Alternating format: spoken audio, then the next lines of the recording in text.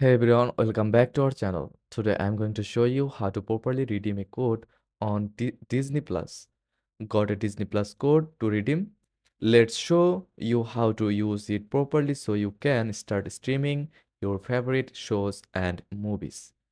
First of all, open your browser and go to Disney Plus redeem website. Now log into your Disney Plus account.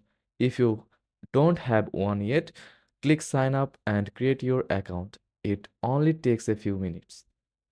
Enter the redemption code exactly as it appears, making sure there are no spaces or typos. Then click redeem. Once your code is accepted, you will see a confirmation screen.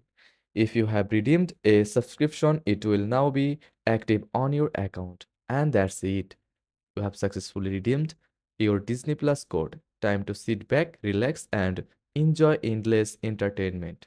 Need more help? Visit Disney Plus support page. Thanks for watching.